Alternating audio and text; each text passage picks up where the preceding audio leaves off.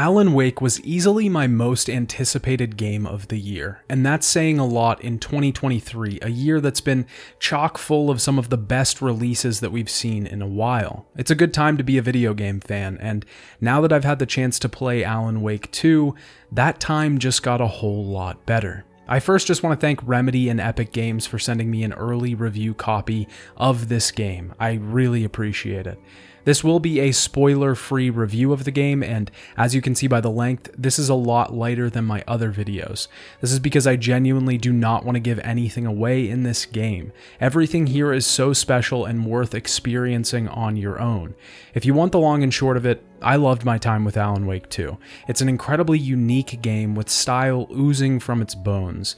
The visuals are gorgeous, with every environment looking like a scene stripped straight from a painting. Remedy's unique and sometimes shocking style has returned as well, blurring the line between game graphics and live action. The areas are all incredibly detailed, with a lot of my playtime going to inspecting each and every nook and cranny in this game. The combat is challenging, but still simple enough to understand. The horror and tension that the game develops never lets up. It stays consistent throughout the runtime, and Alan Wake 2 always keeps us on our toes. The story is interesting, with tons of depth and absorbing themes. The story takes certain turns that I didn't expect Remedy to take, but they did, and the whole thing is better for it. The new mechanics that the sequel introduces are just incredibly satisfying to use and make the world a lot larger than it already was. There's tons of exploration, every new and large area containing new bits of lore for us to find, secrets about the case at hand, powerful upgrades, and activities that tie into the rest of the universe. There are some issues and some things to look out for, but Alan Wake 2 is in immediate contention for Game of the Year in my book. I also want to note that before we go further, I will be releasing a full video on this game in the future. I need a couple more replays under my belt before I can properly dissect this beast, but it's on the horizon. This video is only meant to give my first impressions on the game, so you can decide whether or not you'd like to play it for yourself. Keep in mind, I've had 48 hours to play the game, digest what happened, write a script, record a video, and edit it, so this is all really raw. If you're here and you don't know anything about Alan Wake or Control or the Remedy games in general, you can check out my video on the Remedy Connected Universe to get you caught up to speed before you play Alan Wake 2. I also want to disclose that I did not get to finish the game, which is an issue I'll talk about shortly.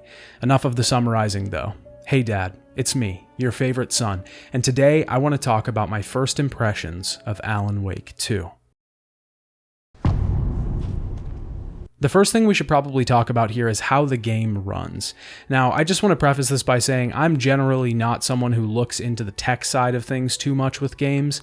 I dabble, for sure, and I'll note when a game has frame drops or bugs or big glaring issues, but I'm definitely not going to be the guy pointing out that the rain texture glitches sometimes in the puddle. I did play Alan Wake 2 on the PS5, and I have to say it ran okay. There's definitely some room for patches here. I ran the game on quality mode for the most part, and it did drop frames quite a few times. This was especially apparent when I was transferring items from my inventory to my stash box. It could happen in areas with a large amount of textures as well. On quality mode, the game outputs 4K and runs at 30 FPS. The performance mode outputs 1440p, and the frame rate is trying to reach 60 FPS. The game still looks pretty great in performance mode, so I would recommend that if you're locked to a console, but it's nowhere near the quality of the former mode. If you care at all about visual fidelity or performance, I would probably recommend playing the game on PC, as long as you have a rig powerful enough to run it at the higher end settings. The game does not load though. We have large areas that we can explore with no loading times between them, and barely any of those hidden rendering areas where we're crawling under logs. Okay, there are some of those, but it's very little. We can switch back and forth between instances, Saga's mind place and Alan's writer room with the press of a button. It just happens so fast and it's so well done. We rarely ever have to wait for this game. It never gives you time to look away. We're always doing something. As for bugs, there are a decent amount in the game. I encountered a lot of these during my first day of playing. I should note that I only got a review copy 48 hours in advance. By the second day, the team had released an update, so a lot of these could be fixed. There is one big bug I encountered that we should talk about before we move on. It's actually the reason I didn't finish the game. I've been playing Alan Wake 2 almost non-stop since I got it, but at the time of writing this script, I got to what I think is about 80 to 90% of the way finished with the story before I encountered a game-breaking bug. I don't actually want to show footage because it might contain some light spoilers, but it would not let me progress. Now, the team did say that the update already released fixed the issue, but just didn't fix old saves. This meant I had to restart from the beginning, but I just didn't have enough time. They also said that the bug should not be an issue for anyone on release since the issue is already fixed. Now, I can't confirm that the bug was fixed myself without going all the way back through the game, so do with that what you will. With all that being said, Alan Wake 2 does have some performance issues and some bug issues, but I don't think it gets in the way of the experience too much, aside from the game-breaking one. Also, many of the issues that I encountered shouldn't be that big of a problem for you on day one with the patches released. The setup for Alan Wake 2 is pretty simple. Ritualistic murders have begun to take place in the small town of Bright Falls. An FBI agent named Saga Anderson heads there to investigate. At the same time, Alan Wake is trapped in the Dark Place, a horror world manifest for him that tortures him and plays tricks on his mind. Saga is trying to catch the killer while Wake is trying to escape the Dark Place. These two stories are intertwined and make up the entirety of the narrative that we play. We will jump back and forth between these stories, slowly unraveling the mystery at hand. Now, again, I'm going light and vague on this section because I really don't want to spoil anything for you. First, because I genuinely think this story is great and I want you all to experience it on your own. And second, because I know that many people have been waiting for this game for 13 years and I won't be the one to spoil it for them. I am in that group as well and I wouldn't want this experience ruined. Saga Anderson is working the case in Bright Falls with her partner, Alex Casey, a man who shares a name with the detective that Alan Wake's books are about. Also, his model is Sam Lake, the writer and creative director for most of Remedy's games, as well as the face of the studio itself. He also provided the model for Max Payne in the first game, and his character this time around is voiced by James McCaffrey, the actor that voiced Max Payne. Playing a sick game with us. Alan Wake, on the other hand, doesn't really have a partner other than some mystery benefactors that will be helping him out and some characters that will make his journey a little easier from time to time. He does have people he is fighting against, though, like Mr. Dorr, a mystery talk show host who is constantly messing with Alan and setting him back. I was worried that handling two characters at once would be a big issue, but Remedy does it so flawlessly that they made it look easy. The story of Alan Wake overall is one full of horror and mystery. I was incredibly interested when interviews started coming out, with Remedy saying this was going to be their first full horror game, and boy did they deliver. The story is intense, but it also has that same intrigue that the first game was known for. So many new pieces of lore, background information, and connections are made. The new characters introduced are all very well done, and the way that the tale begins to wrap things up is just great. We will revisit and see a lot of old friends from the first game, and a lot of the new ones will enter the playing field. The game deals with themes of creation, authorship, creativity, just like the first game, but it also introduces new concepts to this world like loss, responsibility, and justice. The game's story is also just as deep as previous Remedy games. There's all manner of paranatural elements that we can't even begin to understand at the start of the game, but the tale somehow manages to distill them and make them digestible for the player. This is due in large part to one of the new mechanics that's introduced, so why don't we talk about those? Saga and Alan both have their own unique mechanics. Saga is looking for the killer behind the cult rituals in Bright Falls. Because of this, she has to piece together clues from the murders, interviews with the locals, pieces of evidence found around the area, and her own deductions. Saga can do all of this in her mind place. We can go here by pressing the touchpad, and in less than a second, we're in a cabin room looking at case files and documents. Here, we can review the cases at hand on a wall.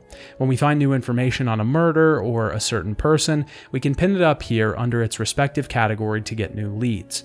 Saga can also profile people that she meets. This will lead Saga to think and use her intuition to determine the motivation of the person that she's focusing on, whether they're hiding something or if they're telling the truth. We can also review manuscript pages here, upgrade our weapon, review TV shows we've collected, or even listen to the songs we've heard in the game. The room also has little details that will update as the story goes on, things to flesh out Saga's character a bit more, her life before the case. Alan has his own version of this, the writer's room. Since Alan is trying to write his way out of the dark place, he needs an outline, and he needs ideas. Alan's board is the basic structure of the story that he's going to write to help him escape. We can find echoes in the world that will act as inspiration for our champion of light here. We can then use these in different scenes throughout the city to change the place, opening up new areas for us to explore, or giving us new information. It should also be noted that this change to the environment also happens very quick. It's a little longer than the teleport to the mind place or the writer's room, but it's still impressive. When navigating around the dark place, Alan can capture light in a lamp that he carries with him. Each time light is taken away from a source, the environment is changed. This also acts as a way to move forward or to find secrets in the world. All of these new introductions are incredibly impressive. The Mind Place acts as a breathing room, a space to relax and take some time from the hellish world that we're surviving out there. The case board is incredibly useful, especially to people that aren't familiar with the series. The story and the specifics of the way this world works can be hard to follow. Because we're placing every piece of information up here, we're constantly reminded of the state of things. We're reminded of where we're at in the investigation, where we're at in the tale. It also puts us in the shoes of Saga, someone who is not familiar with this world at all and is finding things out along the way. The writer's room has a similar effect, though it's not as involved. We don't have to place every piece of new information we find up here, we just use it to change scenes. Reading the notes that Alan has placed is optional and seems more like a catch-up mechanic if you spend a lot of time playing as the other character. It does fit the style and tone of Alan's story though, a dark, dreary attic where Alan is forced to write alone. This is set against Saga, whose mind place is full of knickknacks, personal achievements, photos, things that represent her. Alan is just trying to get out. All of this inevitably brings up the question, how do we fight? This hasn't changed too much since the first game. The Taken that plague us for most of the game are dealt with in a similar way, by using light. Light weakens them, so boosting our flashlight takes down their shield. Once this is done, we can fill them with bullets to take them out. Inventory management is a much bigger issue this time around, though. We actually have to maneuver each item and allocate space for new ones, making sure that space for larger items is already carved out. This wasn't a huge issue for me until I was close to the later chapters and was carrying way too many things. We of course have a stash box that we can place items in that we don't want to hang on to. Speaking of inventory management, I just feel the need to point out that the UI for this system looks quite a lot like the Resident Evil Remake's interface. Not that it's got much style to it, it's pretty minimalist. Just saying. Combat is as intense as ever, though, and makes up a large portion of why this game has ended up so scary. All of the elements come together to form a horror that is quite persistent throughout the experience. I was still getting scared into my 20th hour of gameplay. The combat is very simple, though we can amass a large arsenal of equipment. The bare bones are pretty easy to understand, but it does provide a decent amount of challenge. Enemies often take many hits to kill, and we can use up a ton of our resources quickly. This leaves us feeling stranded and forces us to run if we don't find any before our next encounter. This of course adds again to the overall panic and atmosphere that the game creates. Each character has their own respective upgrade systems. Saga can upgrade her guns by collecting manuscript pages that she finds in Alex Casey lunchboxes, and Alan can upgrade all manner of abilities by finding words of power in the world. Throughout the game, we will have access to pistols, shotguns, rifles, crossbows, all the standard fare for this type of game. We can also use propane tanks to explode our enemies, flares to take down their shields quickly, and flashbangs to stun them. There's a lot here, so you're never really wanting for more options. One nitpick I had for the system was that the quick slotting didn't always work for me right away. Selecting a healing pack would sometimes leave me picking a gun I didn't want. This could be just due to the way that I had the quick slots set up, but it's worth saying here. It's not a bug, just an odd design choice that lets you pull out the first piece of equipment before the second in a column, and it sometimes gets in the way. I wanted to put in a section here to talk about the world just briefly. The world of Alan Wake 2 is open, and it's probably Remedy's most open game thus far. Saga has access to multiple different areas, the big wide forests of Bright Falls, Cauldron Lake, and eventually Watery. Each of these areas are expanded upon as we progress through the story, and each time a new one opened up, I found myself wandering through the areas, searching every little piece I could for collectibles, manuscript pages, or even just little details like posters on the wall. Alan can also wander around the city to find more echoes that will flesh out the story, words of power, and more equipment. This kind of goes for the whole game in general, but Saga just has a bit more to do than Alan. It's not entirely balanced, but I found that a lot of my playtime saw me with Saga rather than the writer. I don't really think this is a bad thing, and I think it fits the narrative overall, so it was a decision that had to be made. But in general, there's just a ton of extra stuff to be found in this world, things that will expand upon the history of the story, stuff that hints at the future, and little puzzles here and there to make things interesting. The secrets feel genuine as well. Rarely ever do we just know that this path is going to lead to something hidden. It usually requires a lot of searching, wandering, stumbling, and even coming back later with a key or bolt cutters. The last thing I want to talk about is probably Alan Wake 2's greatest strength, its design. If you've played any of Remedy's games before, then you'll know that they push the boundaries a bit when it comes to color, level design, and composition. This was no better expressed than in Control, a game where the motif was bright red set against ordinary office spaces. Here, Remedy has turned the dial up to 11. The game is just stunning to look at from a creative perspective. The classic big font chapter cards return, giving the game its own identity and setting the stage for each section of the story. Color is used a lot to mark emotion or characters. The Dark Place city is bathed in neon reds and greens, lighting up the dark corners of the streets. The presence of the Taken in Bright Falls is noted by the bright red lights emanating from the shadows. Shades of characters' faces are used to note a memory or an idea, a thought. This game just oozes with style, and it doesn't just feel like Control 2.0. It has its own thing going on. It's the best parts of Remedy's previous work, mashing together to create this new, shining bright thing. Remedy also loves to use live-action scenes in their games. There are a ton of these in Alan Wake 2, and they are used in the best places. A lot of this happens in the Dark Place, when Alan is interacting with Mr. Door. It blurs the line between the actors and, of course, adds that uncanny feeling to Alan. It's all just a treat to look at, and my jaw was constantly on the floor at some of the choices in the game.